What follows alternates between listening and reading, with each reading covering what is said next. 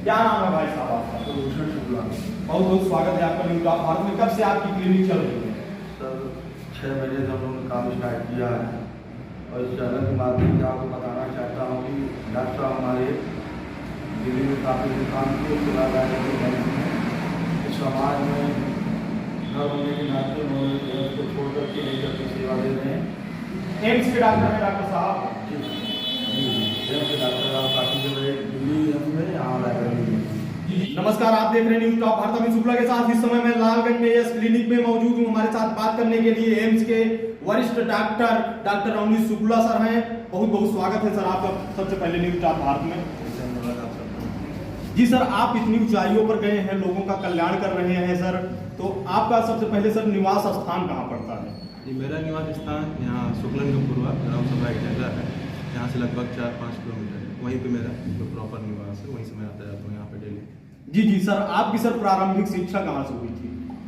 प्रारंभिक शिक्षा अगर आप क्लास 0 से देखेंगे तो सरस्वती शिशु मंदिर था पहले, वहाँ से स्टार्ट हुआ। फिर उसके बाद सरस्वती रायबरेली ऊंचाहार में वहाँ पे हुआ। फिर उसके बाद इलाहाबाद में हुआ, ज्वाला देवी सरस्वती विद्या मंदिर में।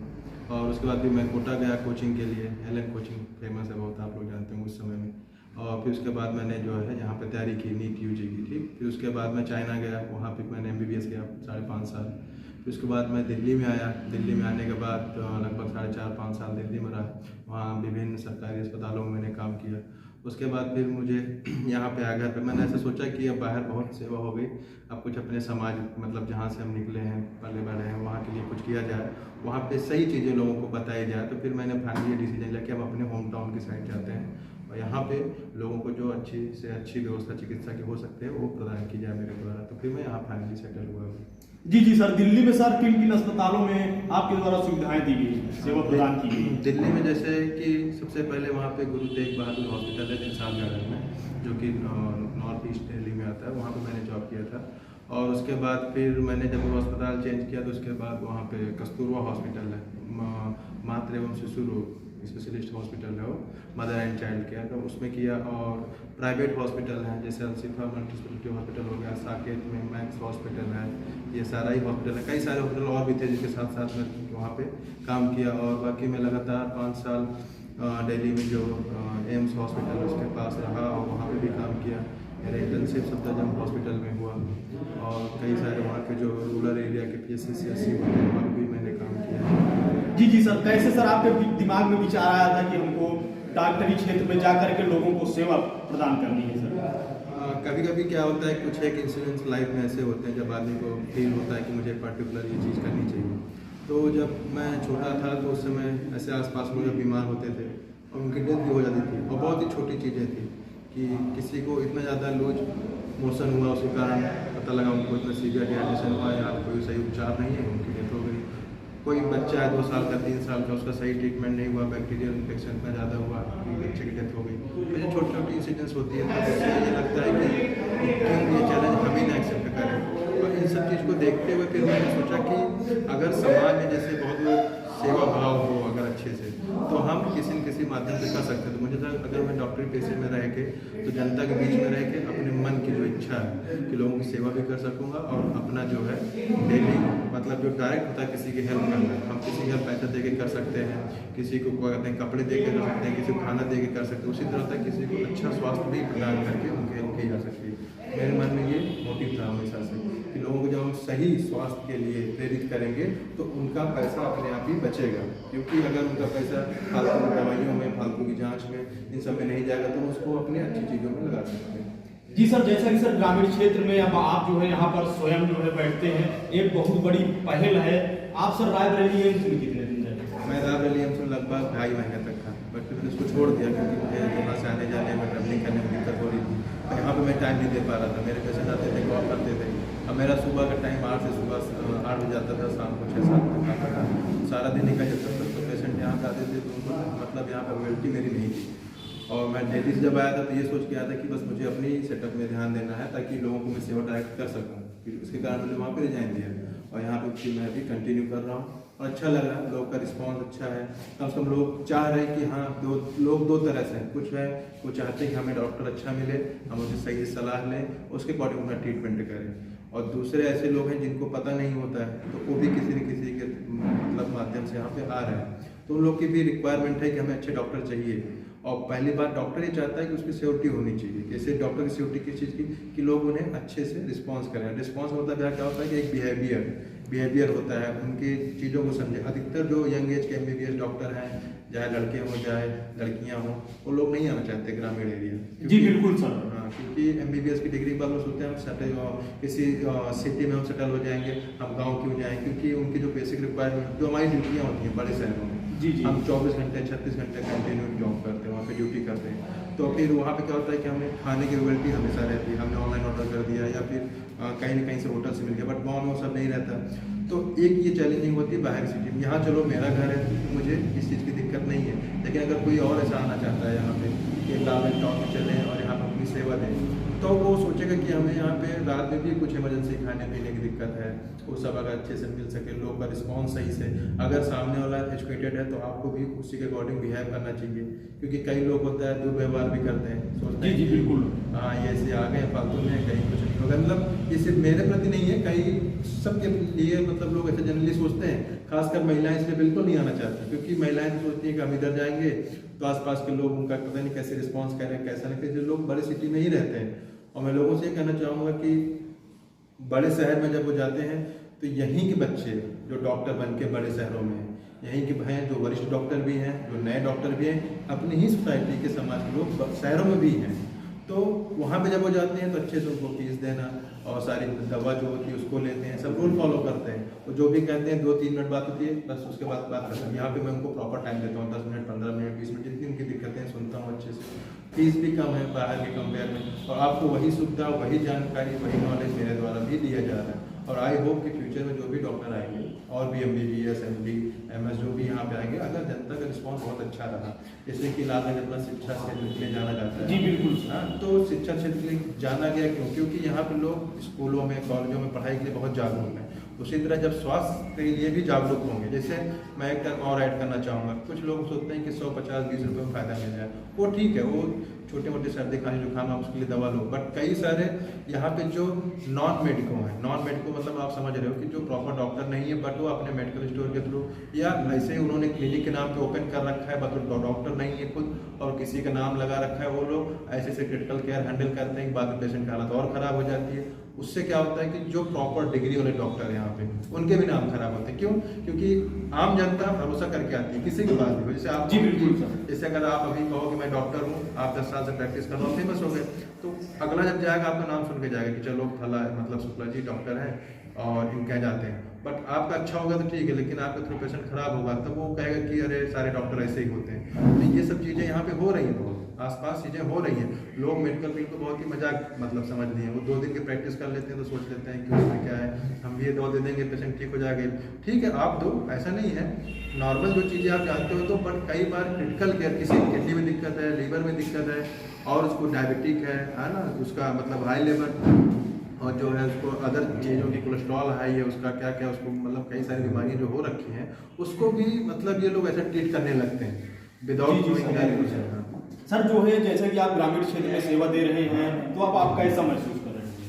मैं बहुत ही अच्छा मतलब महसूस कर रहा हूँ। मुझे ऐसा लग रहा है कि मुझे रियल में जो मैं चाहता था अपने शुरुआती दौर में कि अगर मैं डॉक्टर बनूंगा तो अपने माँ बाप के पास रहूँ, साथ में अपने ग्रामीण एरिया में जो फैसिलिटी उन्हें लखनऊ इलाहाबाद यहाँ अपने आने जाने पे मिलती है कि सर हमें लीवर में दिक्कत है तो हमें क्या करना चाहिए, उसकी दवा अगर मैं दे सकता हूँ तो मैं दूंगा, नहीं तो कम से कम उन्हें मैं ये चीज़ समझा देता हूँ कि फला शहर में इस डॉक्टर के पास इस सरकारी अस्पताल में आप जाओगे, बड़े अस्पतालों में, तो आपका यहाँ से ये काम हो जाएगा। वो फ्री भी हो सकता है या आप प्राइवेट में दिखा लो तो हो सकता है। मैं 2 चीज़ करता हूँ यहाँ स्पेशली, जिनको दवा लेनी है उनको अपने लेवल पे जो आता है मुझे वो दवा तो मैं देता हूँ। साथ में उनको अगर मैं दवा नहीं दे पा रहा हूँ, मुझे लगता है कि मेरे सिचुएशन के या मेरे अकॉर्डिंग केस बहुत ही सीवियर है, तो उनको कम से कम मैं सही रास्ता दिखाता हूँ, उनको मैं गुमराह नहीं करता हूँ, करे नहीं आप ठीक हो जाओगे, अरे नहीं अभी आप रुके रहो 1 दिन 2 दिन मैं दवा दे रहा हूँ, ट्रायल कर रहा हूँ, ऐसा नहीं है। कम से कम मैं उन्हें सही गाइडलाइन देकर आगे की तरफ भेज देता हूँ कि आप यहाँ पे जाओ, आप यहाँ पे ठीक हो सकते हो। जी सर, अक्सर सर ये देखा जाता है कि लोग आजकल एक मेडिकल क्षेत्र में या किसी भी क्षेत्र में कमीशन का दौर चल रहा है, लोग इस चक्कर में पेशेंट को बहुत परेशान करते हैं, जिससे कई बार ये भी देखा गया है कि पेशेंट की सर मौत भी हो जाती है। सही बात। तो इस पर सर आप क्या कहेंगे? इस बारे में मैं ये कहूँगा कि अभी ये 21वीं शताब्दी चल रही है, इसमें ऐसा होना चाहिए कि लोगों के हाथ में मोबाइल है, कम से कम जो नहीं भी पढ़े लिखे थे पहले के समय में, अभी भी उनके घर में उनके बच्चे नाती पोते कोई न कोई ऐसा है जो हिंदी इंग्लिश थोड़ा बहुत पढ़ लेता है। और जिसको भी कोई भी दिक्कत है, चाहे महिला हो, पुरुष हो, बच्चे हो, वो डायरेक्ट डॉक्टर के पास जाके मिले, किसी भी दलाल के थ्रू बिल्कुल न जाए। उनको किसी डॉक्टर से दवा लेनी है, डायरेक्ट जाए। फीस कम करानी है, सर हम फीस नहीं दे पाएंगे, हमको दिक्कत है, डायरेक्ट डॉक्टर से बात करें। अगर वो दलाल के थ्रू आते हैं, दलाल अपना कमीशन ऐड करता है, फिर जो डॉक्टर की फीस है वो भी पे करना पड़ता है। वो तो ऐसे सोचते हैं किसी के थ्रू जा रहे हो हमारा अच्छा कर रहा है, अभी ऐसा कुछ नहीं है। उसमें क्या है, उसको डबल पे करना पड़ जा रहा है कि डॉक्टर की जो फीस है, चलो अपने काबिलियत का, अपने टैलेंट का वो पैसा ले रहा हो, ठीक है, लेकिन वो जो फालतू बीच में जो मीडियोकर है उनका जो ये पैसा मतलब पे कर रहे हो, फालतू कर रहे हैं, उनको डायरेक्ट ही संपर्क करना चाहिए किसी भी डॉक्टर से, क्योंकि डॉक्टर इस मतलब पैसे में आते ही हैं सेवा भाव से। हमारा जब कोई पेशेंट ठीक होता है तब हमें रियल फीलिंग मिलती है, बहुत खुशी मिलती है, ठीक ना। उसका जो लोग ये देखते हैं अरे डॉक्टर पैसा लौट रहा है, ऐसा नहीं होता है। डॉक्टर हमेशा ये चाहता है कि उसका पेशेंट ठीक रहे, क्योंकि तभी उसकी तरक्की होती है। अगर कोई पेशेंट आया, कुछ हो गया, उसकी डेथ हो गई, तो हमें तो खराब लगेगा, साथ में 10 लोग का नेगेटिव इम्पैक्ट पड़ेगा कि अरे डॉक्टर के पास गए थे और पेशेंट की डेथ हो गई, हम तो यहाँ नहीं जाएंगे। इसलिए डॉक्टर मतलब कोई भी धरती डॉक्टर, ये मैं चैलेंज कर सकता हूँ, उसकी रियल खुशी होती है कि उसका पेशेंट ठीक हो जाए। पैसा तो एक सेकेंडरी चीज़ है, पैसा तो ठीक है, वो तो हर इंसान का ड्यूटी है, तो हर इंसान को पैसा चाहिए, ठीक ना, क्योंकि हम भी टैक्स पे करते हैं, हमारे भी खर्चे हैं, कार है, पेट्रोल है, गाड़ी है, हमें कोई चीज़ तो माफ नहीं है इंडिया में, ना। ये बात आप भी समझते हो ना, आप ही को कुछ माफ है, ठीक ना। आप भी पे कर रहे हो, हम भी पे कर रहे हैं। तो कई लोग ऐसे गलत फहमी में सोच लेते हैं कि डॉक्टर पास जा रहे हैं, हमारा दवाओं भी कम कर दें। अब देखो दवाओं में 2 चीज़ें चलती हैं, दवाओं में 2 चीज़ चलती है। गवर्नमेंट बहुत अच्छा चाह रही है यहाँ पे करना, इसको इंफ्रास्ट्रक्चर को उसमें मेडिकल फील्ड में बहुत अच्छा लाना चाह रही है, लेकिन बीच में दलाल या फिर जो है आप ये बोल दो इतनी ज़्यादा मतलब इसमें करप्शन है कि वो चीज़ें हो नहीं पा रही। लेकिन आने वाले टाइम में मुझे उम्मीद है कि जैसे आजकल मेडिकल फील्ड में मतलब प्रयास किया जा रहा है, 4-5 साल के अंदर बहुत ही अच्छी सुविधा हर ग्रामीण तक पहुँचेगी, वो भी गवर्नमेंट के द्वारा। प्राइवेट की तो एक अलग बात है, प्राइवेट सेक्टर क्लिनिक हो, हॉस्पिटल हो तो एक अलग बात है, बट गवर्नमेंट भी पहुँचाएगी, पर थोड़ा टाइम लगेगा आने वाले टाइम में। जी सर आपकी क्लिनिक पर किन किन रोगों का इलाज उपलब्ध है? मेरे क्लिनिक पे जब से मैं यहाँ पे आया हूँ, स्पेशली मैं ये देख रहा हूँ कि ज़्यादातर यहाँ पे जनरल चीज़ें, जैसे टाइफाइड किसी को हो गया ना, बुखार आ रहा है, किसी को सांस की प्रॉब्लम है, गांठ के मतलब रोग है, किसी मतलब गठिया रोग जिसे बोलते हैं वो हो गया, अस्थमेटिक पेशेंट है ना, और बहुत सारे यहाँ पे ग्रामीण एरिया में मैं देख रहा हूँ कि लीवर से रिलेटेड भी प्रॉब्लम बहुत सारे हैं। तो मैं जनरली जो होता ही है कि आपको किसी बच्चे को दिक्कत है, पेट दर्द है, ये सब तो एक आम बात है, लेकिन स्पेशली जैसे कि किसी को लीवर रिलेटेड कोई प्रॉब्लम है, सांस संबंधी कोई बीमारी है, गठिया रोग संबंधी कोई बीमारी है, इन सब के जैसे जो क्रिटिकल कंडीशंस होते हैं मैं उसको भी मतलब ट्रीट करता हूँ यहाँ पे। जी सर, तो सर जैसे आपके यहाँ क्लिनिक पर जो गरीब लोग हैं उनके लिए क्या व्यवस्था है? अच्छा देखिए, उनके लिए ऐसा है कि उनको तो मैं फीस नहीं लेता हूँ। जैसे मैं जिस ग्रामीण उससे ग्राम सभा से मैं बिलोंग करता हूँ, वहाँ पे तो मैंने सबको कह रखा है कि आप सब मेरे परिवार की तरह हो, फीस तो कभी भी नहीं लूँगा मैं। सेकेंड चीज़, जो दवाएं भी होती है, मैं चाहता हूँ कि इनको जो भी दवा है जितना मुझसे हो पाए कम से कम पैसे में दिया जाए, क्योंकि मैं डायबिटीज पेशेंट भी देखता हूँ, साथ साथ जो कार्डियक रिलेटेड पेशेंट भी हैं जिनके बीपी हाई हो, जिनका शुगर हाई हो, ये सब मेरा स्पेशलाइजेशन है। जी हाँ, शुगर हो गया, बीपी हो गया, ये सब भी देखता हूँ। तो जनरली इसमें क्या है कि बहुत सारे जो मेरे जान पहचान में नहीं है, बाहर से आते हैं, अगर उनको दिक्कत है कि फीस, पहली बात तो मेरी बहुत ही कम है, 100 रुपये। मैं प्रतापगढ़ में बैठता भी हूँ, कभी कभी आता जाता था, वहाँ पे मेरी फीस 400 थी। तो वहाँ पे मुझे बुरा लगता था खुद की, कोई आ रहा है इतनी दूर से 400 रुपये दे रहा है, और कई बार तो अपने ग्रामीण एरिया के लोग ही आए वहाँ पे 400 दिए, तो मुझे पर्सनली नहीं अच्छा लगा कि यार ये बेचारे इतनी दूर से आते हैं कि फालतू फीस इतनी जा रही। तो फिर मैं वहाँ पे छोड़ के सिर्फ यहीं पे अभी मैं बैठ रहा हूँ। यहाँ पे मुझे खुशी मिलती है, चलो मैं देख रहा हूँ अपने अकॉर्डिंग, उनको जो हो पा रहा है मदद अपनी तरफ से कर पा रहा हूँ, इसमें भी साथ में और छोटी मोटी जाँचें हूँ उसमें भी कर पा रहा हूँ। और आने वाले टाइम में अगर लोग पैसे को छोड़ दें, इस सर में 100 रुपये ज़्यादा लिया, 200 ज़्यादा लिया, अगर इसको छोड़ दें तो सिर्फ एक सही सलाह समझें कि कम से कम जिस इंसान के पास हम जा रहे हैं वो हमें सही सलाह दे रहा है या गलत सलाह दे रहा है, ये भी उनके आने वाले जीवन के बहुत ही अच्छा साबित होगा। अगर मैं उन्हें सही सलाह दे रहा हूँ कि आपको फला बीमारी है, फला जगह बिल्कुल ठीक हो जाएगा, अगर वो ऐसा हो रहे हैं तो ये भी उनकी बचत ही है। जी सर, ऐसा देखा जा रहा है कि ग्रामीण क्षेत्र में आज हर घर में शुगर या बीपी के पेशेंट 1-2 अवश्य हैं, तो इसका सर क्या कारण है? उसका कारण यह है कि कुछ चीज़ें हैं जिनका मतलब हमें सही टाइम पे खाने पीने का जो दिनचर्या होता है हमें उसको पालन करना चाहिए। जैसे कई लोग हैं खाली पेट चाय पी लेते हैं, जबकि कई बार समझाया जाता है खाली पेट बिल्कुल चाय नहीं पीना चाहिए, उससे आपको गैस्ट्राइटिस की प्रॉब्लम हो सकती है। उससे आपका देखिए, पहली बात मैं बताऊँगा कि चीनी खाने से शुगर नहीं होता है। जी सर, अच्छा ठीक है, चीनी या मीठा खाने से शुगर नहीं होता, ये दुनिया के किसी भी रिसर्च में नहीं कहा गया आज तक। जब शुगर की बीमारी जिसे डायबिटीज बोलते हो जब हो जाता है तब लोग चीनी का परहेज करना स्टार्ट करते हैं।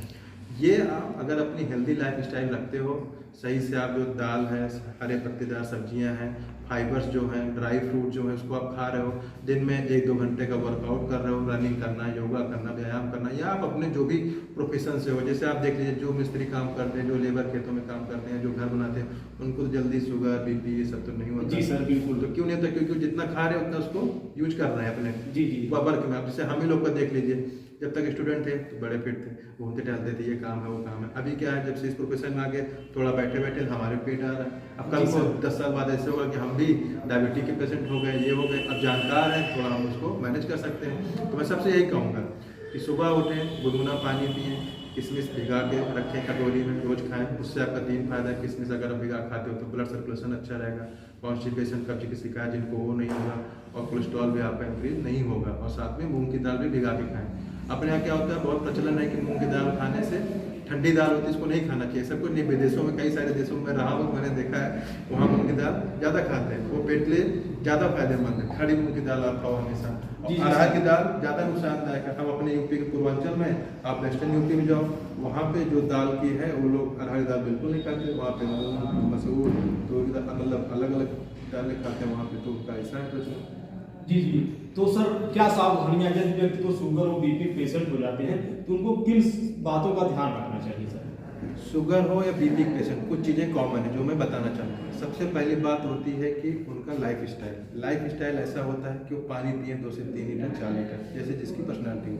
कोई कम हाइट के हैं, छोटी है कि उनका 2 से 3 लीटर पानी पिए दिन भर में, काम चल जाए। कोई बहुत लंबे चौड़े 6 फीट के टाइप के हैं, हेल्दी उनका वो है, मतलब शरीर का स्ट्रक्चर, तो 4 लीटर तक 3 लीटर तक पानी पिए। पानी पीने से क्या होता है, हमारे बॉडी के जो नॉर्मल फंक्शन होते हैं वो अच्छे से काम करते हैं। जैसे उसमें मेटाबॉलिज्म, अगर मेटाबॉलिज्म बॉडी का अच्छा है तो आपको किसी भी तरह कोई बीमारी नहीं होती, ना गैस की शिकायत होती है, ना आपका शुगर का लेवल खराब होता है, ना आपको बीपी होगा।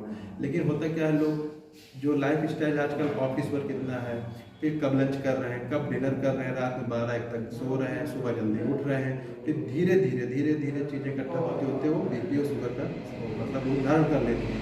इसमें हमें ये करना चाहिए कि टेंशन नहीं लेना चाहिए। कई बार तो सडनली बीपी का जो शुगर पेशेंट में ऐसा देखा गया है कि वो लास्ट 1 हफ्ते, 1 महीने से 2 महीने से इतना टेंशन ले गया, उसके कारण उनका शुगर का लेवल इंक्रीज हो गया। जी जी सर। हाँ, तो उस कंडीशन में यही है कि आप कोई दवा ना करके लाइफ स्टाइल, मेरे यहाँ जो पेशेंट आते हैं, जैसे उनकी शुगर की जांच करता हूँ तो ऐसे नहीं कहते उनको दवा लिख देता हूँ, दवा नहीं लिखता हूँ, उनको मैं बताता हूँ लाइफ स्टाइल मॉडिफिकेशन। जब तक उनको दवा की जरूरत नहीं है, हम उनको अगर अच्छे खाने के लिए, एक्सरसाइज, योगा करने के लिए प्रेरित करते हैं, उससे अगर उनका शुगर कंट्रोल हो रहा है तो बहुत अच्छी बात है।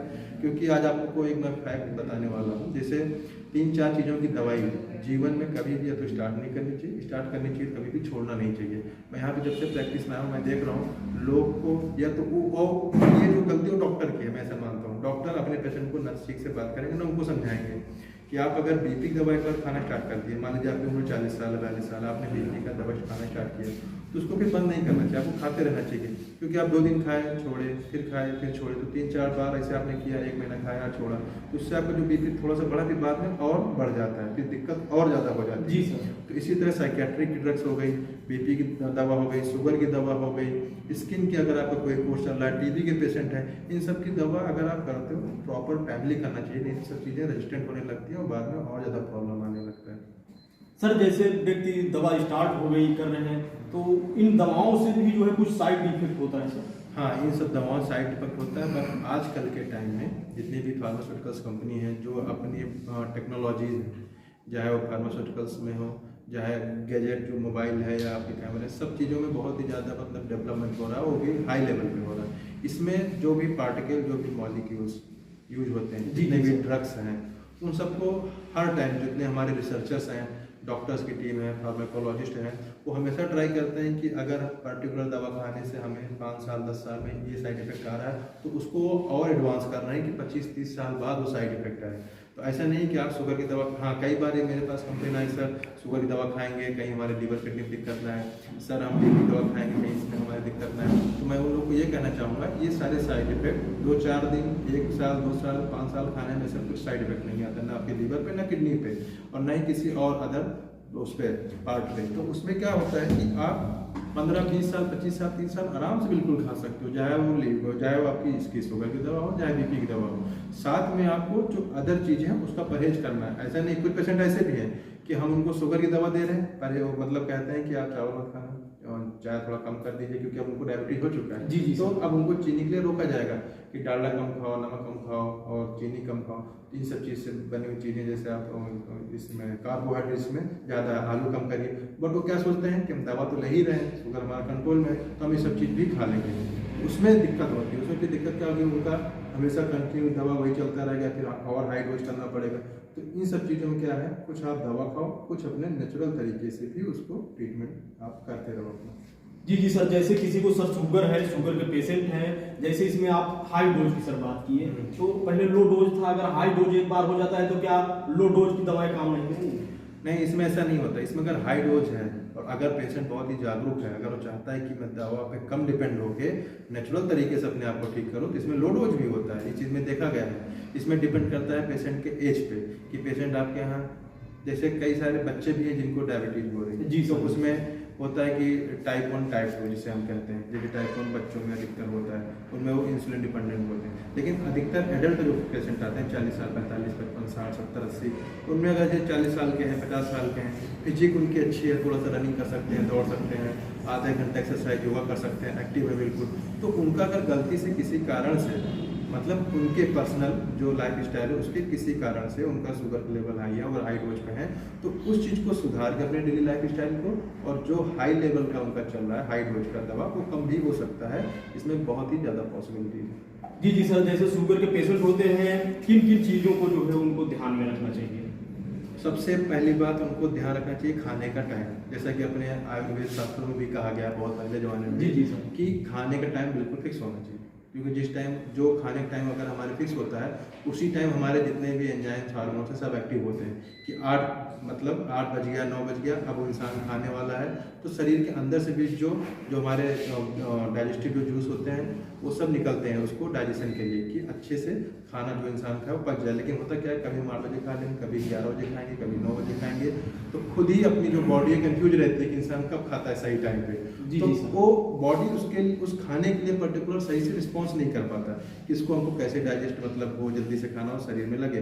तो सबसे पहले लोग खाने को लेके अपना टाइम टेबल फिक्स करें कि सुबह 8 बजे नाश्ता, 11 बजे लंच, उसके बाद शाम को 3-4 बजे कुछ स्नैक्स लें, जूस लें, और फिर शाम को 7-8 बजे तक डिनर करें। अगर ये उनका रूटीन फिक्स हो गया तो मोस्ट ऑफ द प्रॉब्लम यहाँ से हट जाती है। सेकेंड चीज़ आता है, आप अपने खाने में फाइबर्स ऐड करो, ड्राई फ्रूट्स ऐड करो, हरी पत्तेदार सब्जियाँ और कुछ फल करो। अभी क्या हम लोग खाना पीना, हम लोग क्या है मिठाई बहुत खाते हैं, उसमें टाइम रहता है, मतलब रसगुल्ला खा लिया, गुलाब जामुन खा लिए, जलेबी खा लिए, समोसा जितना है, टिकिया, चाट, फुल्की, मोमोज, तो इस पर लोगों को टाइम रहता है खाने का। बट अभी उनसे बोलो भैया फल खा लो, सेब खा लो, अंगूर खा लो, ककड़ी, खीरा, तो इस पे वो लोग को टाइम नहीं मिलता, कहते हैं इसको कौन खाए। अगर वो लोग इस पे आ जाए उसको छोड़ के, ऐसा नहीं है किसी को समोसा खाना है, छोला भटूरा खाना है, कुछ भी करो, 15 दिन में 10 दिन एक दिन खा लो, बाकी टाइम का खीरा, ककड़ी, गाजर, तरबूज, ये सब खाओ, ड्राई फ्रूट्स खाओ। इससे क्या है, आपका लाइफ स्टाइल बिल्कुल बेहतर रहेगा, आपको फ्यूचर में दवाओं की जरूरत कम से कम रहेंगी, और आप बिल्कुल भी मतलब डल नहीं फील करो। शुगर होने से आदमी थका थका सा फील करता है, घबराहट, बेचैनी। और शुगर की कहावत है, शुगर एक बार इंसान हो गया तो 15-20 बीमारियां साथ में उसके गिफ्ट के रूप में और आ जाती हैं। जिसको कार्डियक प्रॉब्लम हो सकती है, हाई कोलेस्ट्रॉल उसको हो सकता है, उसको मतलब कि क्या कहते हैं आंखों में प्रॉब्लम हो सकती है शुगर हाई होने पे, फिर कहीं चोट लग गया वो भी नहीं ठीक होता है कटने के बाद शुगर के पेशेंट में। तो इस तरह चीज़ें बहुत सारी प्रॉब्लम होने लगती हैं। तो इसमें एक्सरसाइज, योगा, पानी खूब पिए अच्छे से, और उसके बाद जितने भी खान पान है उसको टाइम टू टाइम रखें और टेंशन न लें। जी, आप डॉक्टर अवनीश शुक्ला जी हैं, आप एम्स में रह चुके हैं, दिल्ली में बड़े बड़े अस्पतालों में अपनी सेवाएं दे रह चुके हैं।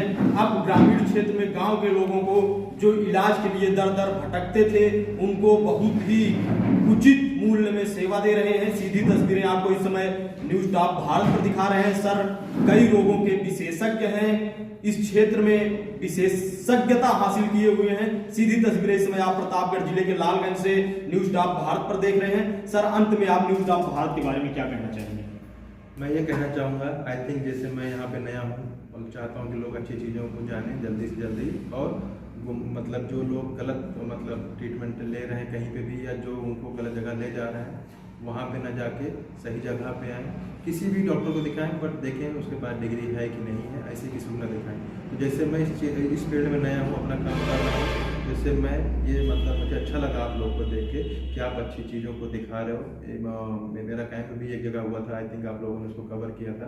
तो इससे क्या है कि लोगों को सही जानकारी, क्योंकि सही चीज़ें दिखाना ही एक मतलब पत्रकारिता का वो होता है, असली धर्म होता है, जो कि आप लोग कर रहे हो।